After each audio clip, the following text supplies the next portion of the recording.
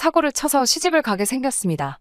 웬일인지 시부모님이 부르셔서 남편하고 같이 시댁에 다녀왔는데 시부모 앞에 웬 젊은 총각이 무릎을 꿇고 빌고 있더라고요.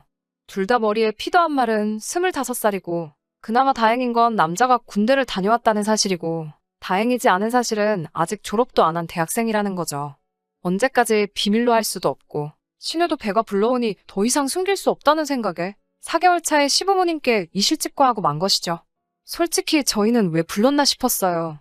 발언권이 있는 것도 아니고 그냥 그 남자 겁주려고 병풍처럼 쓰려고 부르신 건지 모르겠지만 아무튼 시부모님은 아주 길길이 날뛰기 시작했어요. 남자한테 정말 입에 담기도 힘든 욕을 사정없이 해대셨고 당연히 결혼시킬 생각이 없다고 눈앞에서 사라지라고 말씀도 조금 심하게 했어요. 그렇게 그 남자를 돌려보내고 신우를 앞에 앉혀다가 너는 머리에 피도 안 마른 게 밖에서 대체 뭔 짓을 하고 다니는 거냐고 잔소리를 하기 시작했죠. 그런데 그 남자가 나간 지 30분도 안 돼서 초인종을 다시 누르더라고요. 이번엔 부모님까지 대동해서 들어오네요. 남자 쪽 부모님은 행색은 초라했는데 말투가 꽤나 점잖아 보였습니다. 신우가 임신 4개월이나 되었고 지금 당장 화가 나시는 건 알겠지만 따님을 위해서라도 둘이 결혼을 시키는 게 어떠냐며 중재를 하러 오셨지요. 생각해보면 그 집 사람들 말이 틀린 말이 아니지요. 시부모님 당장에 성질난다고 그렇게 화를 내고 계시지만 따지고 보면 신우의 인생이 걸린 일인데 무작정 화만 낸다고 될 게 아니잖아요. 거기에 보통 이런 상황이면 여자가 불리하지 남자 쪽에서는 크게 불리할 것도 없다고 생각하거든요. 그리고 사고는 뭐 남자 혼자 친 건가요? 무조건 남자 잘못이라고 몰아가기엔 신우가 기여한 바도 크다고 생각합니다. 아무튼 시부모님도 남자 쪽 집안에서 저자세로 나오며 결혼을 시키자는 이야기를 시작하니 시어머니 태도가 살짝 바뀌더라고요. 아무리 그래도 그렇지 지금은 신우 뱃속에 아이부터 챙기며 병원 가서 검사도 받아보고 해야 하는 것 아닌가 싶은데 무슨 생각인지 남자 쪽에다가 니네 아들이 우리 딸 인생 망쳐놓았다는 식으로 우기며 결혼을 시키고 싶으면 일단 집부터 해와라. 자동차도 해오고 이것도 해주고 저것도 해줘라. 이런 식으로 무리한 요구를 하기 시작했어요. 남자 쪽에서는 당연히 그 집 아들이 사고를 친 거나 마찬가지니 도의적인 차원에서 저자세를 취하셨지만 가면 갈수록 요구하는 게 말도 안 되는 데다가 하나를 해주겠다 하니 이것도 해달라 저것도 해달라 무슨 눈덩이 불어나듯 늘어나는 요구에 열이 받았는지 그냥 결혼은 없던 걸로 하자고 딱 잘라 말하더라고요. 그때부터 시부모님이 똥줄이 조금 타기 시작했나 봐요. 신우시켜서 남자친구한테 연락을 해보라고 하는 둥 어떻게든 마음 돌릴 생각을 찾더라고요. 그 와중에도 정신 못 차린 남자친구는 신우가 어떻게 해보라는 말에 책임감을 느낀 건지 아니면 정신 빠진 신우한테 콩깍지가 강하게 씌어서 결혼을 꼭 하고 싶은 건지 부모님을 설득을 했는가 봐요. 남자 쪽 식구들이 다시 한번 저희 시댁에 찾아왔습니다. 그런데 처음 만났을 때와는 다르게 이번엔 멀끔하게 차려입고 오셨어요. 옷이 달개라더니 한껏 차려입은 모습을 보니 부티도 잘잘 흐르고 전에 봤던 동네 아줌마 아저씨 같던 분들이 맞나 싶더라고요. 차려입은 옷 때문에 그런가? 말투도 행동도 처음 봤을 때보다 더 품이 있어 보이고 시어머니가 말도 안 되는 요구를 하면 논리라고는 하나도 없는 궤변을 뱉을 때마다도 평정심을 잃지 않고 잘 대처를 하더라고요.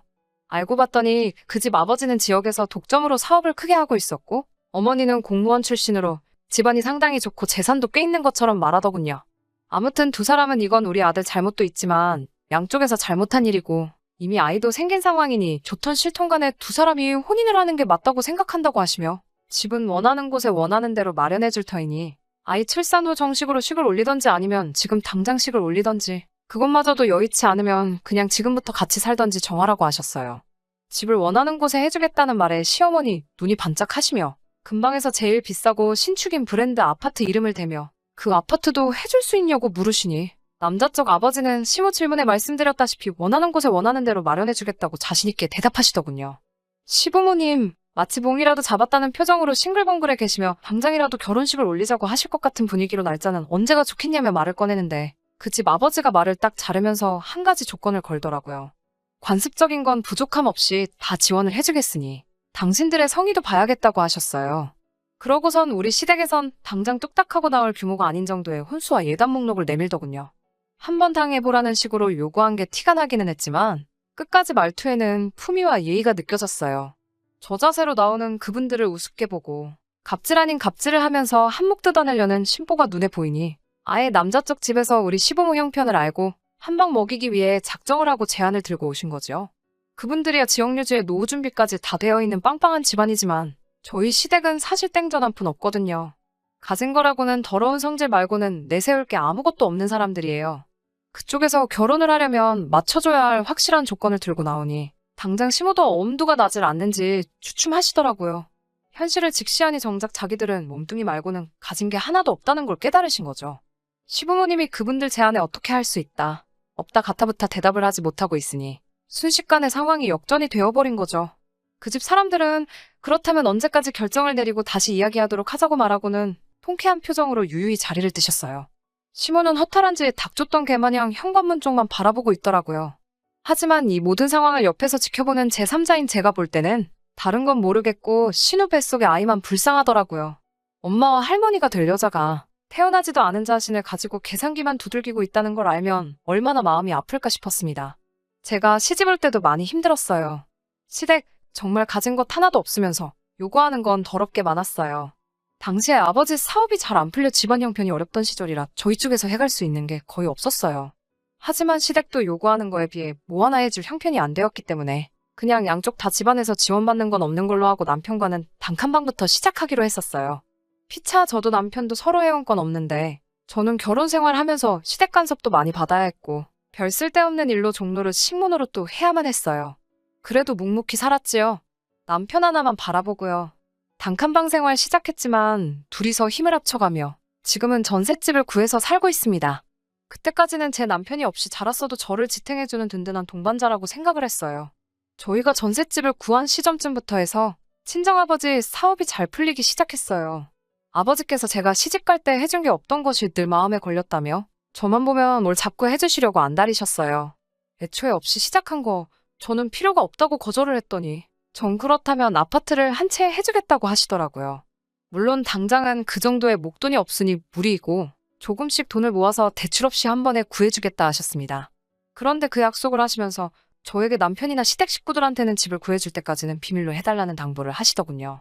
이유를 물었더니 저보고 알지 않느냐고 결혼하기 전에도 그쪽 집안에서 돈을 가지고 얼마나 유난을 떠셨는데 집 해준다는 사실을 알면 집은 고사하고 저한테 남는 게 아무것도 없을 거라며 제가 남편을 얼마나 신뢰하고 사랑하는지는 알고 있지만 아버지 말 한 번만 믿고 이것만큼은 비밀로 해달라 하셨어요.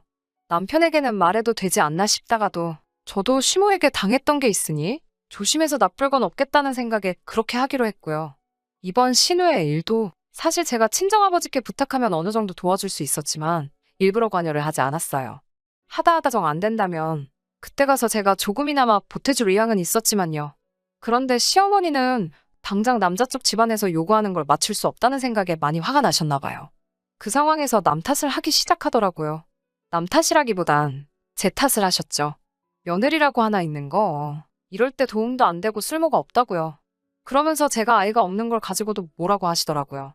아직 때가 되지도 않은 신우는 벌써부터 아이를 가졌는데 대를 이어야 할 며느리는 임신도 못하고 저러고 있다고요. 제가 몸이 안 좋아서 아이를 가질 수 없는 몸이기는 한데 그걸 가지고 또 제 속을 후벼 파시니 마음이 안 좋았어요. 왜 시부모님이 돈 마련할 방법이 없어 생긴 스트레스를 저한테 푸는 건지 이해가 가지 않더라고요. 결혼 생활 8년을 넘게 참아왔는데 더 못 참을 게 있나 싶어서 그냥 참았어요. 따지고 보면 제 일도 아니고 신우 일이었으니까요. 그런데 아무 말도 안 하고 있으니 더 심한 말을 합니다. 대까지 끊어놓는 것도 속에서 천불이 나 죽겠는데 거지 같은 집구석이라 이럴 때 도움도 하나도 안 된다고 하시더군요. 시어머니가 대놓고 저와 제 아버지를 욕보이고 있는데도 남편은 거기다 대고 아무 말도 하지 않고 있다가 대뜸 저랑은 상의도 한 번 없이 시어머니에게 우리 전세금 빼서 돈을 마련해 줄 테니 일단 신우부터 시집을 보내자고 하더군요. 전세금 빼고 나면 우리는 시부모님 집에 들어와서 살면 되니 일단 급한 불은 끌 수 있지 않겠냐고 하네요. 그 돈이 어떻게 마련한 돈인데 남편은 우리가 함께한 고생은 생각하지도 않고 오직 사고친 신우 시집 보내는 거리에서 그 돈을 헌납하겠다 잘도 말을 하더라고요.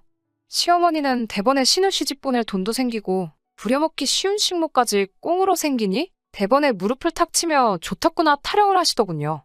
여태까지 저를 위해준다고 생각했던 남편의 모습은 힘든 시기를 이겨내기 위해 저 혼자서 만들어낸 허상이었나 봅니다. 제가 아주 콩깍지가 단단히 씌어 있었나 봐요. 팔은 역시 안으로 굽는 거구나 하는 후회가 한가득 몰려오면서 이제 더 이상 참아야 할 이유가 있는가 싶더라고요. 그래서 처음으로 시어머니한테 대들었어요. 그 집에서는 5억짜리 집을 해준다는데 어떻게 딸내미 시집 보낼 돈 5천을 만들지 못해서 이 사단 만드냐고. 그리고 왜 그 돈을 내 집 전세금 뺀 돈으로 내려고 하냐고 소리를 질렀죠.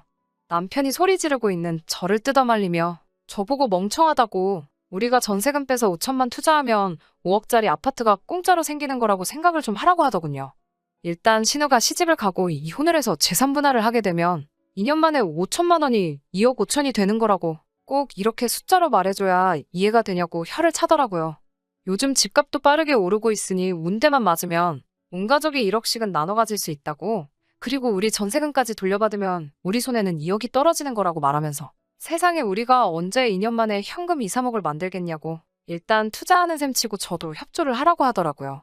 그나마 이 집안에서 유별나게 정상이라고 생각했던 남편도 사실 그 집 구석 사람들하고 똑같이 돈에 미친 사람이었던 거죠. 지금 신우 뱃속에 아이가 태어나느냐 마느냐 하고 있는데 신우까지 포함해서 온 가족들이 그 집안하고 결혼해서 벌게 될 돈을 계산하고 앉아있으니 그 자리에 있는 사람들이 사람이 아니라 돈에 미친 돼지처럼 보이기 시작했습니다. 온 가족이 보는 앞에서 선언을 했습니다. 그렇게 그 돈으로 신우 시집을 보내야겠으면 전세금 빼드리겠다고요. 대신 맞벌이로 함께 모은 돈이고 반은 내 집이나 다름없으니 전세금 뺀 돈의 반은 제가 가져가겠다고요. 그리고 그 돈을 나누는 순간 저는 이 결혼 생활 그날까지만 하고 끝내겠다고 선언했습니다. 제가 강하게 나오면 미안하다 사과라도 할 줄 알았는데 그 와중에 그 집구석 식구들 표정이 마치 많이라도 받게 돼서 다행이라는 듯한 표정으로 밝아지면서 안도의 한숨까지 내쉬더라고요. 그러면서 돈 1,000만 원은 어디서 구해야 하냐며 상의를 하더니 저보고 가져갈 땐 가져가더라도 1,000만 원은 나중에 받아가면 안 되겠냐고 물어보더군요. 그 순간 정말 남아있던 일말의 정마저도 다 떨어져 버렸어요. 전세금을 빼고 저희 집 짐을 시댁으로 옮기는 그날, 저는 아버지에게 전화를 했어요. 회사에서 쓰시는 외제차를 끌고 저를 데리러 오셨습니다. 시댁 인간들은 친정아버지 등장에 넋이 나가버렸죠. 그동안 사업망한 사돈 집안에 단칸방에서 시작해 종노릇을 시켜도 군소리 한 번 안 하던 거지 집안이라고 생각을 했는가 본데 그 거지라고 생각했던 친정아버지가 떡하니 외제차를 끌고 오시니 말이죠. 아버지는 저를 데려가면서 시댁을 향해 그 돈 없어도 당장 사는데 아무 지장은 없지만 거지 같은 집구석에 단돈 1원도 묶여있는 꼴은 보고 싶지 않으니 늦지 않게 계좌에 넣으라고 하시더군요. 그깟 5천만 원, 내 딸아이 사람 대접만 해줬어도 내주는 건 문제도 아닌데 결혼할 때부터 사람을 돈으로 생각하는 그 모습이 온 가족이 아주 다 똑같은 사람들이라고 손가락질을 하셨어요. 아들내미 결혼시킬 때 자식 장사를 못해서 그동안 얼마나 속이 아팠겠냐고 콕 집어 한마디 했고요. 신우 결혼은 축하할 일이고 이제 내 딸은 내가 다시 데려갈 테니 2번 다시 엮이지 않으면 좋겠다고 말하고 저를 차에 태우고 출발하셨어요. 아버지 차룸미러로 그 작자들을 슬쩍 쳐다봤죠. 어쩔 줄 모르고 멍하니 서서 멀어지는 아버지 차만 바라보고 있는데 차가 멀어지는 만큼 똑같이 멀어지는 남편과 시댁 식구들을 보니 참 오만 가지 감정이 오고 가더라고요. 어려울 때 가장 힘이 되는 건 남편이 아니라 가족이었네요. 제가 참 어리석었어요. 언젠가 볕들 날이 오겠지 싶어 참아온 허송세월이 안타깝기만 하더라고요. 그래도 이제 다시 부모님과 함께 살게 되니 저는 다시 집안의 공주님이 되었네요. 아버지 출근하고 적적하신 어머니 말동무가 되어주고 일 끝나고 지치신 아버지한테 애교도 부려보고요. 내 존재가 이렇게 소중할 수 있는지 새삼 깨달았습니다. 후기라고까지 할 건 없지만 얼마 전에 남편이 용서를 구하며 연락이 와서 최근 소식 한번 전해드려요. 신우는 그렇게 조심성 없이 까불더니 결국 유산을 했다네요. 인과응보라고 해야 할까요? 오고 가던 결혼 이야기도 순식간에 사라지고 남자 쪽에서 병원비 내주는 선에서 마무리를 지어버렸다고 합니다. 신우가 파혼을 하고 자기도 많이 반성을 했으니 다시 합치자고 제안을 해오네요. 제가 원한다면 시댁과는 아예 인연을 끊고 살겠다고요. 저는 다 필요 없다고 대답했어요. 신우가 그렇게 된 것도 너가 나를 잃게 된 것도 전부 자업자득이라고요. 신우도 애초에 남자 쪽 제안을 받아들였으면 적어도 결혼을 해서 적당한 지원을 받으며 살고 있었겠죠. 남 탓만 하는 사람들이 애초에 자신들이 일을 해결할 생각은 하지 않고 남이 덕만 보려고 하는 건 양심이 없는 거라고 이제 2번 다시 저한테 연락할 생각 하지 말고 그렇게 자식 장사해서 어디서 호구라도 물어서 인생 역전 제대로 한번 해보라고 하고 전화를 끊어버렸어요. 바닥부터 시작해 8년 동안 함께 고생해가며 많은 정이 들었던 남편이지만 저한테는 이제 그 어떤 후회도 남지 않네요. 이대로 제가 다시 다른 사람을 만나지 못한다고 할지라도 저는 저에게 새롭게 주어진 인생의 막을 살아야겠어요. 긴 이야기 끝까지 들어주신 분들 너무 감사드립니다.